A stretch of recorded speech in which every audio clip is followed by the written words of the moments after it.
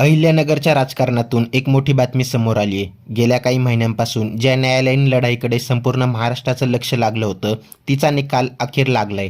खासदार निलेश लंके यांच्या निवडीला आव्हान देणारी सुजय विखे पाटील यांची याचिका औरंगाबाद खंडपीठाने फेटाळून लावली. हा केवळ निलेश लंकेंचा विजय नाही, तर लोकशाहीत जनतेने दिलेल्या कौलावर शिक्कामोर्तब झालाय. पण सुजय विखेंनी काय आरोप केला होता, न्यायालयाने कोणत्या कारणास्तव ही याचिका फेटाळली, नेमकं घडले काय ते सविस्तर पहा. त्यापूर्वी चॅनलवर नवीन असाल तर चॅनलला सबस्क्राईब करून बेल आयकॉनवर क्लिक करा. 13 मे 2024 रोजी झालेल्या लोकसभा निवडणुकीत निलेश लंके यांनी सुजय विखे पाटील यांचा 28,929 मतांनी पराभव केला होता. हा पराभव विखे कुटुंबासाठी मोठा धक्का होता. यानंतर 18 जुलै 2024 रोजी सुजय विखे यांनी लोकप्रतिनिधित्व कायदा 1951 नुसार न्यायालयात धाव घेतली. त्यांनी याचिकेत 3 मुख्य मुद्दे मांडले होते. पहिला मुद्दा म्हणजे खासदार शरद पवार आणि निलेश लंके यांनी चारित्र्यहनन केल्याचा आरोप. दुसरा, लंकेंनी खर्चाची मर्यादा ओलांडली व बोगस मतदानाचे आवाहन केले. आणि तिसरा म्हणजे विखे कुटुंबाची प्रतिमा मलिन करण्याचा प्रयत्न झाला.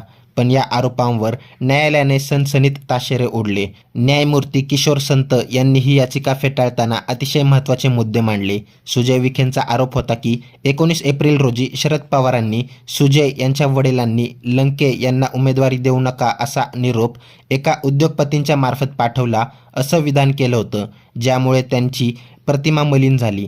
यावर न्यायालयाने स्पष्ट केलं की हे विधान उमेदवारी अर्ज दाखल करण्यापूर्वीचं आहे.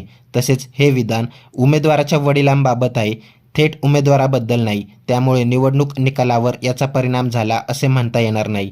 निलेश लंकेंनी सभेत विखे कुटुंबाने पाकिटं वाटली असा आरोप केला होता. यावर न्यायालयाने विखे परिवार म्हणजे काय याचीच व्याख्या मांडत त्यांचे कान टोचले.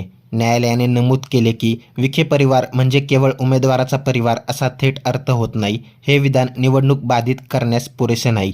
विखेंचा तिसरा आरोप होता की लंकेंनी बोगस मतदानाचे आवाहन करणारी क्लिप व्हायरल केली. यावर न्यायालयाने विचारले, खरोखर बोगस मतदान झाले का, किती आणि कोणत्या केंद्रावर झाले याचे कोणतेही ठोस पुरावे याचिकेत नव्हते. ठोस पुराव्याअभावी हे आरोप कोर्टाने फेटाळून लावले आणि विखेंचा कावा उघड पडला. या निकालानंतर निलेश लंके यांनी अत्यंत आक्रमक आणि भावनिक प्रतिक्रिया दिली.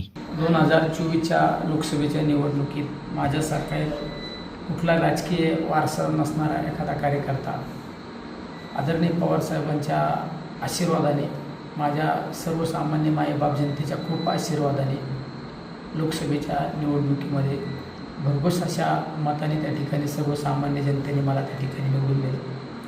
पण माझ्या विरोधात जो प्रतिस्पर्धी उमेदवार निवडणूक लढवली, त्या प्रतिस्पर्धी उमेदवाराला तो निकाल कधीही मान्य झाला नाही.